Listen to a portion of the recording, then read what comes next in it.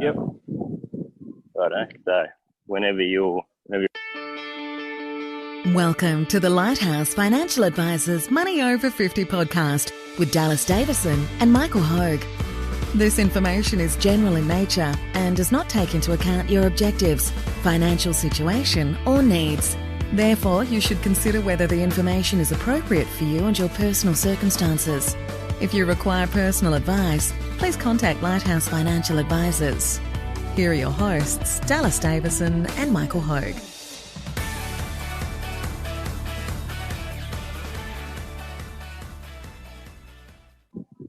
Welcome to Money Over 50. We're here, Michael and Dallas, to do the weekly wrap-up again. 25% off everything is the title of the had a bit of a today, bounce. Dallas. Yeah. And certainly look at something new for the Money Over 50 podcast. Recording on location today is me outside on my back deck. Yeah. And you walking your designer dog Larry on Anzac Park, yeah. Down So at Anzac Park.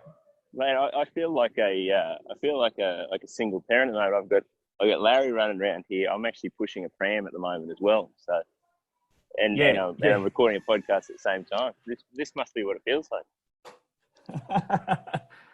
So you're pushing your son Winston as well, are you? Yeah.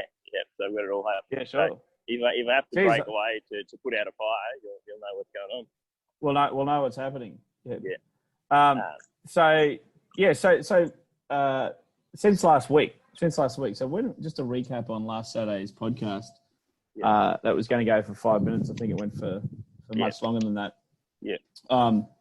The ASX 200 had closed at the time when we did this last Saturday, when we released last Saturday. It had closed 6% up for that week. Yeah. Which was a grand total of 30% down. Bearing in mind that it had a strong week, it had rallied 6% that week from its bottom to date. Yeah. Which was the 19th. It was the 23rd of March this year.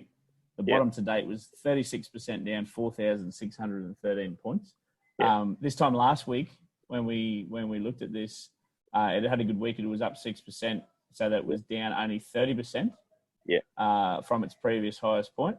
So, yeah. And when we're looking at this today, it's had another strong week. So it's rallied another 5%.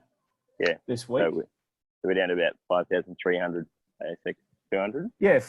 5,354 points it closed today, with Good Friday, of course, being tomorrow, and 4 days break. So I have a theory. It's been a while since I've had a theory. You had a good theory on the money. We love a good theory, of course, as you know. Here's my theory. So those people that move their superannuation from their equities or their shares or their companies to cash, they did that for peace of mind. Yeah. Now, so those people are now more worried than anyone. Yeah. Because what most of them actually did was move their move out into cash at a lower point than we are right now. So we know that the bottom of market cycles, and we're certainly not saying that the 23rd of March was the bottom. Was the bottom, yeah. But we know that at the bottoms, that's the point of most what they call capitulation. So most people move out into cash at those points in time, and that's precisely why they are the bottom. So you have there's more people selling than buying, pushes the price down. More people selling than buying, and there's people flooding out of the market at that point in time, so the price goes down. When that panic subdues, you find that the price bounces. So we know, without even looking at the figure, we know looking at the figures that a lot of people did move out at 36% down. Yeah. Think of them selling out at 64 cents in the dot. Yeah. My theory is that those people are panicked right now. They're either panicked or they're oblivious. And they're panicked or oblivious because if they were to buy back in today, they'd be paying 75 cents for something that they sold out at 64 cents. Yeah. So compare that to someone that just didn't do anything. So they just rode the course out, The value of their assets dropped from $1 in the dollar to 64 cents in the dollar temporarily. 2 weeks later, they're sitting here thinking, hey, this isn't so bad. It's recovered quite a bit. We're only 75 cents in the dollar now. So that's right. The people that have sold out at 64 cents, and again, my theory is that these people have done this for peace of mind, and they think that markets go straight down and straight up. They think that they can sell out for 64 cents in the dollar or 36% down. They can watch it go down to 45% or 50% or wherever it is. They can see the bottom and they can see it come back up. And when it gets back up to where they sold out at, they can move straight back in and catch the wave on the way back. We know that it doesn't work like that. That's, I guess, the point that you make there, which I think if you talk to people as they're selling out on the way down, say someone who sold out at 36% down, who was unlucky enough to catch what's been the bottom so far, the issue with that is if you spoken about it and said, hey, are you aware that things might jump back up next week and you might have to buy back in at a higher price? I'm sure what they probably would have said was, either they would have said, no, I'm going to buy back in at a lower price, and just not being aware that they wouldn't know with certainty whether that was going to happen or not. Or they would have said, I don't care. I just want to stop the pain. So I just don't want to have to go through this emotional roller coaster. I don't care if I have to buy back in at a higher price. I just want peace of mind that it's not going to drop anymore. And that's, I guess, the point that you make there, which is, I think, a great point, is that you've made it's not a great bargain, because, like you said, unless you've just said, I'm going to sell out and stay in cash for the next 30, 40 years of my life, you have to get back in at some stage. So all you've done is trade one problem for another. You used to be worrying about, do I move into cash or do I stay invested? Now you've moved into cash. Now you've got the same problem, but more so, because you now have to make a decision as to, okay, when do I call it as, I got that wrong, I actually got out of the bottom, now I'm going to invest back in. So you made a decision potentially knowing that it was going to cost you money, but trying to get some peace of mind. And now you don't have the money and you don't have the peace of mind. So you've had the worst of both worlds. And you're spot on, Dallas. And look, the problem is that the problem for me also is that you're now damned if you do, damned if you don't. So you moved out, you sold out for 64 cents in the dollar. The market's run away on you in that period of time. It's up 11% from that time that you did that. You're now paying 75 cents in the dollar for something you sold for 64 cents. Yeah. So you're damned if you do, you're damned if you don't. Look, if you move back in now, you have crystallized an 11% loss. That money's gone forever. Yeah. And this is the point of actually moving in when things settle down. And no one would suggest that things have settled down at all. Yeah. But you've therefore crystallized that loss of 11%. Yeah. Look, if you don't move back in, you're damned if you don't, because the thing can run away on you. Next week we could be sitting here. I mean, we joked last week, hey, what if it rallied 5% this week? Now we had no idea it was going to do. No, that's right. I think and certainly when we say that, it does the opposite. Yeah. But, it actually did. It actually did what it was told for once. Yeah. But I guess that's the second part to this, is that the issue with this is that it's not even a case of us making a prediction of saying, if you sold out at 36% down and you haven't got back in, then you've missed out, because it's only going to it could very easily turn around and drop back to 45% down. You know what I mean? Here's the third problem. There's a combination of those damned if you do, damned if you don't.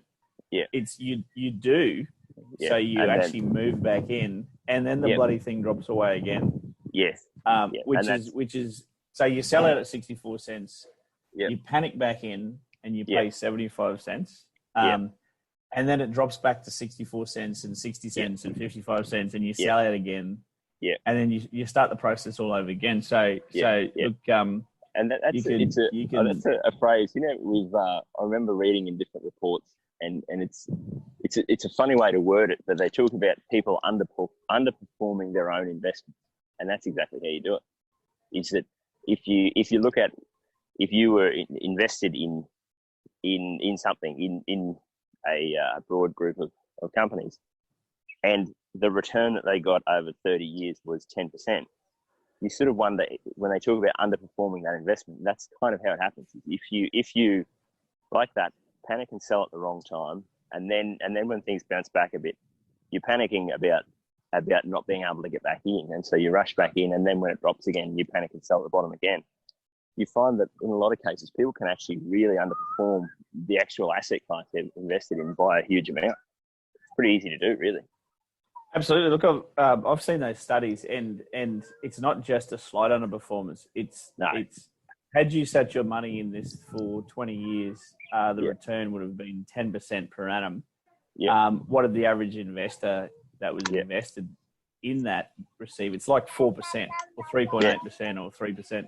So it's significantly underperformed because the average person couldn't help themselves, and they moved in precisely at the exact wrong times. And look, the exact wrong times are when it feels the most right. So when things are falling away and looks like there's no end in sight, where we were just 2 weeks ago on the 23rd of March, we were down by 36%. No one knew what was going to happen with this illness, the coronavirus. It felt right to people to move out to cash, but it was precisely the wrong time to do so. And now, even though there hasn't been really any good news, I think people around the world have just digested it a little bit better and said, okay, well, this is the current world that we live in. And things have risen now. I'm not saying don't move back in, but when it feels like the right time to move back in. And in an extreme, of course, we talk about it when things settle down. And when things settle down, the prices return to $1. It's the precisely wrong time to be actually moving back in. So what feels right at the time for people is look, I've just thought of this. We've probably just completely confused everyone about this. It's like, don't do things because you want to, but do them because you don't want to do them, but also don't do them because you don't want to do them. Look, one of my favorite all-time Seinfelds ever, was when George does the opposite of what he usually does. Exactly. And he has the show, he has the most success ever. So he gets an interview with the New York Yankees, and he tells the owner that you're an idiot. You're an idiot, and you've traded away all their best players and all of these types of things before he got the job. And the owner says, hire this man straight away. So when usually he would have sucked up to him. So look, it's the George Costanza episode. In the markets, you need to do what George Costanza does, and you do the opposite of what your normal reaction or your normal instinct would be. Yeah. Well, I guess there's also a component of it is most people can't do that, and it's a pretty hard metric to actually follow, which is to do the opposite, because you then have to sort of be guessing what the global consciousness is thinking about at a point in time. Realistically, what we'd actually recommend to people is forget about whether you want to do what you want to do or doing the opposite of what you want to do. Just pick a plan and stick to it for 30 years. So I guess in this case is like we've said there, is if you want to panic and sell, that probably means you should hang on. But it also is impossible to know when that point will occur. So basically, it's sort of the end point that you get to for most people. That we have this in meetings with people, is if things are up, it doesn't necessarily mean that it's a bad time to invest, because we don't know where things will go in the short term in the future. And if things are down, it's not necessarily a bad time or a good time. There's really no way to tell short-term movements based on just one figure, which is price. You really have to know the future of where is the price going from here before you be able to decide whether you're going to try and buy in at this price or not. So it's sort of a strange sort of a Zen koan of, do I invest now? If I want to invest, I shouldn't be investing. But if I don't want to invest, then I'm probably not going to. So it's a good way to torture yourself, really, is to try and pick when to get in and when to get out. Yeah, look, it is. And that's why we have a strategy with our clients, and we tell them to invest when they have the money. Now, most people have the money every fortnight when they're paid. And that's precisely the right time to push money into their superannuation fund because they have it. And that works well for always. It always works well because you stick to that strategy. You're never ever investing at an artificially inflated price. You're never ever getting in right at the bottom. You take market timing completely out of the picture. Out of the equation. So, that's exactly right. Out of the equation. And market timing would drive you mad because you could never ever. Anecdotally, when you look back, you've never been able to invest into the bottom. You think it's the bottom and it drops away even further, and that's I guess the point. You know, when we talk about whether someone who has sold out, whether they should get back in or not, it's a thought experiment. But really, I mean, the answer is you don't do either of those things because you're not getting out. You don't have to worry about when to get back in, and because you've just invested as soon as you've got the money, you don't have to worry about trying to when's a good time to buy in with this new cash. So, I mean, that's obviously our theory or our philosophy, and what the research sort of backs up is that there's really no other way to do it, because like you've said, you just torture yourself and drive yourself mad, other than just saying, when I have money that I need to invest for the long term, I just invest it now. I mean, I actually had a first meeting with some people today, and we're discussing they've actually saved a fair bit of cash over the last 5 years, and we're discussing that about whether now is a good time for them to invest that money. And it was sort of one of those things where the way that you don't realize that the way that we think of it is probably not normal or not what is seen in the media and that kind of thing, is because I said, well, of this money that you've got, you're 10 years out from retirement, of the money that you've got saved, $300,000 you've got in cash, how much of it do you think you might need within the next 5 years? And I said, well, we'd really like to have $100,000 just as a bit of a buffer if something goes wrong or if something happens with our work and we need to draw on this for a while. We'd like to have $100,000. So I said, okay, well, the answer is you just take that $200,000 and you invest it right now. And that's all there is to it. There's no point trying to give thought to in 3 months' time, will the market be up by 10% or will it be down by 20%? Because I know that you're going to retire in 10 years' time. If you don't invest this money now, you are going to, if you didn't invest the money at all, you're going to miss out on that return over the next 10 years. And if you get the return over the next 10 years, it really doesn't matter whether you buy in at this price or at 10% up or 10% down, because you've got 10 years worth of growth. So it's sort of, I guess, probably a bit of a relief to people. Now that we've tortured them for 20 minutes talking about if you sell and get out, or if you've got cash in funds, when should you get in, when should you get out? Because the answer is you just don't play the game, basically. No, it's a game that you never win, and the game will drive you crazy, and it'll consume your life.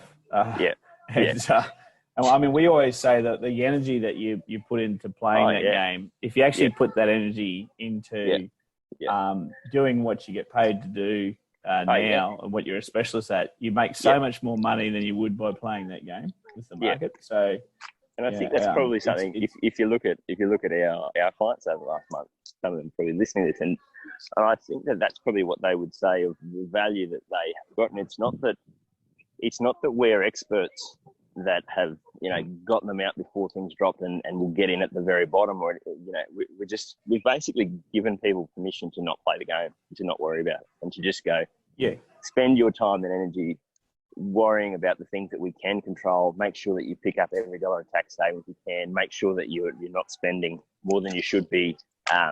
Make sure that you're only only investing money that you can for the long term, sustainably, all those sorts of things. So those clients of ours are now in a position where they just don't have to work. They're not looking at their super balance, and they're not looking at what the market's doing day to day, because they know it doesn't change anything for them. That's right. And look, I'm sure anecdotally we'll look back on this, of course, and our clients who none have panicked. Certainly there have been some that have been concerned. There's some that have checked in with us, of course. But coming out of this, we know that we'll be able to say to them hey, none of you panicked, and some of your colleagues, a great number of your colleagues and friends, unfortunately, it's cost them 36%. They sold out at or near the bottom. Not saying that was the bottom, of course. Again, on the 23rd of March, and by the time things settled down, hey, the price raced away and got back to $1. Look, I mean, you look at it in the last 2 weeks. So I've been scanning the news, and I would say no good news has come out in the last 2 weeks. Yet the market's gone up 11% in 10 trading days. And we know that's the way that markets work, is that long before there's official good news, i.e. when things have settled down, they anticipate that. They anticipate that and they race ahead. So that's right. And it surprised me that it's raced ahead this quickly. I mean, the market never stops surprising me. That's, I guess, the whole thing we're saying is even if you did want to torture yourself and follow things along and try and pick when the bottom is, there is nothing that's come out in the news over the last 11 days that would give you any indication that there's going to be a rally. So even if you did want to torture yourself and try and follow along and try and pick the bottom and try and do all those sorts of things, there's no way you would have been able to do it anyway. Yeah, that's right. No. Well, that's probably, once again, our 5-minute podcast has gone for probably half an hour.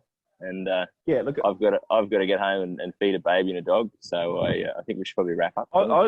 I was just going to say that your baby and your dog are the best behaved baby and dog of they are. I actually did hear a babble at one stage. babble at one stage. And I actually panicked because I thought it was my baby, Margot. It's he's actually starting to arc up now. So I thought she was somehow plugged into the audio, but she wasn't. So look, everyone that's listening, certainly thanks for listening. Have a great Easter. Yeah. And we look forward to every week now, don't we? Yeah, that's right. Time just enter this podcast. So have a great Easter, and we'll catch you next week. Bye. Thanks for listening. Thank you for listening to the Money Over 50 podcast with Lighthouse Financial Advisors. We look forward to catching up again soon.